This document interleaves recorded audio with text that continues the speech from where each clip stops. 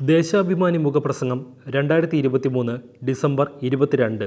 ആക്രമണത്തിനുള്ള ആഹ്വാനം, ജനങ്ങളോടുള്ള വെല്ലുവിളി. നിലപാടുകളും നയങ്ങളുമില്ലാതെ ജനങ്ങളിൽ നിന്നും തികച്ചും ഒറ്റപ്പെട്ടുകൊണ്ടിരിക്കുന്ന പ്രതിപക്ഷം പ്രതിഷേധ സമരങ്ങളുടെ പേരിൽ കലാപത്തിനാണ് ശ്രമിക്കുന്നത്. രണ്ടാം പിണറായി സർക്കാർ അധികാരത്തിലെത്തിയതു മുതൽ കോൺഗ്രസ് ആരോപണങ്ങളും കുപ്രചാരണങ്ങളും സൃഷ്ടിച്ച് ഒരു വിഭാഗം മാധ്യമങ്ങളുടെ പിന്തുണയോടെ തുടർച്ചയായി സംഘർഷം സൃഷ്ടിക്കുകയാണ്.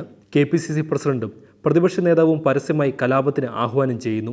ഇപ്പോൾ എല്ലാ പരിധിയും ലംഘിച്ച് പ്രതിഷേധത്തിന്റെ പേരിൽ പോലീസിനെ കായികമായി നേരിടുന്ന സ്ഥിതിയിലേക്ക് എത്തിയിരിക്കുകയാണ്. നവകേരള സദസ്സിനെതിരെയുള്ള പ്രതിഷേധമെന്ന പേരിൽ യൂത്ത് കോൺഗ്രസിനെയും KSUവിനെയും കൊട്ടേഷൻ സംഘങ്ങളെയും തെരുവിലിറക്കി പോലീസിനെ കടന്നാക്രമിച്ച് വലിയ കലാപത്തിനാണ് ലക്ഷ്യമിടുന്നത്. വ്യാപകമായി സംഘർഷമുണ്ടാക്കി UDFൽ മേൽക്കൈ നേടാനാണ് കോൺഗ്രസ് ശ്രമിക്കുന്നതെന്നും ബുധനാഴ്ചത്തെ യൂത്ത് കോൺഗ്രസിന്റെ സെക്രട്ടേറിയറ്റ് മാർച്ചിലെ അക്രമം ഇതിന്റെ ഭാഗമാണെന്നുമാണ് അവരെ പിന്തുണയ്ക്കുന്ന മാധ്യമങ്ങൾ തന്നെ വ്യക്തമാക്കിയിരിക്കുന്നത്. KSUവിന്റെ വ്യാഴാഴ്ചത്തെ DGP ഓഫീസ് മാർച്ചിലും യൂത്ത് കോൺഗ്രസിന്റെ വണ്ടിപ്പെരിയാർ പോലീസ് സ്റ്റേഷൻ മാർച്ചിലും പോലീസിനെ ആക്രമിച്ചു. വരും ദിവസങ്ങളിലും സംസ്ഥാനത്താകെ വ്യാപകമായി ആക്രമണത്തിനുള്ള സാഹചര്യം സൃഷ്ടിക്കുകയാണ് കോൺഗ്രസ്. യൂത്ത് കോൺഗ്രസ് തെരഞ്ഞെടുപ്പിൽ 10,000-കണക്കിന് വ്യാജ തിരിച്ചറിയൽ കാർഡ് നിർമ്മിച്ചതുമായി ബന്ധപ്പെട്ട കേസ്, താഴെത്തട്ട് വരെയുള്ള വിഭാഗീയത, കോൺഗ്രസ് നേതാക്കളുടെ RSS പ്രീണനം തുടങ്ങിയ സംഘടനാ പ്രശ്നങ്ങളിൽ നിന്ന് ജനശ്രദ്ധ തിരിച്ചുവിടാനാണ് നേതാക്കൾ തന്നെ ആക്രമണത്തിന് ആഹ്വാനം ചെയ്യുന്നത്. ഇത് ജനങ്ങളോടുള്ള വെല്ലുവിളിയാണ്.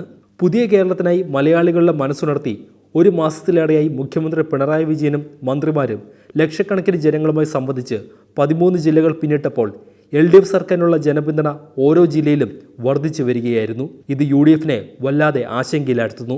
ജനാധിപത്യത്തിൻ്റെയും ഭരണനിർവഹണത്തിൻ്റെയും പുതിയ കേരള മാതൃകയായി ശ്രദ്ധ നേടിയ നവകേരള സദസ്സിനെ എന്തിനാണ് എതിർക്കുന്നതെന്ന് വ്യക്തമാക്കാൻ പ്രതിപക്ഷത്തിന് സാധിക്കുന്നില്ല. വിജ്ഞാന സമ്പദ്ഘടനയും നൂതന സമൂഹവും വാർത്തെടുത്തുകൊണ്ട് പുതിയൊരു കേരള മാതൃക സൃഷ്ടിക്കുകയാണ് LDF സർക്കാർ. ആ പ്രക്രിയ കൂടുതൽ ജനകീയവും ഊർജ്ജസ്വലവുമാക്കുകയാണ് നവകേരള സദസ്സിലൂടെ. സദസ്സിന്റെ പ്രഖ്യാപനം മുതൽ അതിരൂക്ഷമായ കടന്നാക്രമണങ്ങളാണ് പ്രതിപക്ഷവും ഒരു വിഭാഗം മാധ്യമങ്ങളും നടത്തിയത്. പ്രതിപക്ഷത്തിന്റെ ബഹിഷ്കരണ ആഹ്വാനത്തെയും അപവാദ പ്രചരണങ്ങളെയും തള്ളിക്കളഞ്ഞ് 10,000-ങ്ങളാണ് ഓരോ കേന്ദ്രങ്ങളിലും സദസ്സിനൊപ്പം അണിചേർന്നത്. UDF നേതാക്കളും പ്രവർത്തകരും സദസ്സിലേക്ക് എത്തി.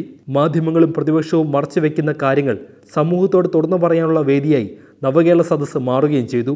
സദസ്സിന് ലഭിച്ച വൻ ജനപിന്തുണയിൽ കോൺഗ്രസ് വിറളിപ്പൂണ്ടിരിക്കുകയാണ്. കേരളത്തിന്റെ ഭാവിയെ ബാധിക്കുന്ന പ്രശ്നങ്ങൾ അവതരിപ്പിക്കുന്നതിനെയും ഇതുവരെയുണ്ടായ നേട്ടങ്ങളെയും കേന്ദ്ര അവഗണനയും സദസ്സിലൂടെ ജനങ്ങളോട് തുറന്നു പറയുന്നതിനെയും എന്തിനാണ് പ്രതിപക്ഷം ഭയക്കുന്നത്? സദസ്സിനോട് രാഷ്ട്രീയമായി പ്രതികരിക്കാൻ ശേഷിയില്ലാത്തതിനാലാണ് അടിക്കാനും തടയാനും ആഹ്വാനം ചെയ്തത്. ജനപിന്തുണ നഷ്ടപ്പെട്ട നിരാശയിൽ നിന്ന് കോൺഗ്രസ് സ്വയം പ്രകോപിതരായി നാടിന്റെ സമാധാന അന്തരീക്ഷം തകർക്കുകയാണ്. പ്രതിപക്ഷ നേതാവ് തന്നെ തുടർച്ചയായി കലാപത്തിന് ആഹ്വാനം നൽകുന്നു. കഴിഞ്ഞ ദിവസങ്ങളിലെ സംഘർഷങ്ങൾക്ക് മുഖ്യ ഉത്തരവാദി പ്രതിപക്ഷ നേതാവാണ്. കല്യാശ്ശേരി മണ്ഡലത്തിലെ നവകേരള സദസ് കഴിഞ്ഞ് മടങ്ങുകയായിരുന്ന മുഖ്യമന്ത്രിയും മന്ത്രിമാരും സഞ്ചരിച്ച വാഹനം ആക്രമിക്കാൻ ശ്രമിച്ചുകൊണ്ടാണ് സംഘർഷത്തിന് തുടക്കമിട്ടത്. തുടർന്ന് പലയിടത്തും ഇത്തരത്തിൽ ആക്രമണത്തിന് മുതിർന്നു. ഇതിൻ്റെ തുടർച്ചയാണ് കഴിഞ്ഞ ദിവസം സെക്രട്ടേറിയറ്റ് മാർച്ചിൻ്റെ മറവിൽ പ്രതിപക്ഷ നേതാവ് VD സതീശൻ്റെ നേതൃത്വത്തിൽ പോലീസിനെ ആക്രമിച്ചും വാഹനങ്ങൾ തകർത്തും പ്രകോപനമുണ്ടാക്കിയത്.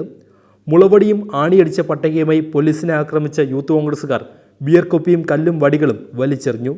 അടിക്കാൻ പരസ്യമായി ആഹ്വാനം ചെയ്ത പ്രതിപക്ഷ നേതാവ് വനിതാ പോലീസുകാരെ ഉൾപ്പെടെ ആക്രമിച്ചതിന് കസ്റ്റഡിയിലെടുത്ത പ്രതികളെ മോചിപ്പിച്ചു. ശനിയാഴ്ച പ്രഖ്യാപിച്ചിരിക്കുന്ന DGP ഓഫീസ് മാർച്ചിന്റെ മറവിലും വലിയ സംഘർഷമുണ്ടാക്കാനാണ് കോൺഗ്രസ് നീക്കം നടത്തുന്നത്. സമാധാന അന്തരീക്ഷം തകർത്ത് കേരളത്തിന്റെ വികസനം തടയുക എന്ന ഒറ്റ ലക്ഷ്യം മാത്രമാണ് കോൺഗ്രസ് നേതൃത്വത്തിനുള്ളത്.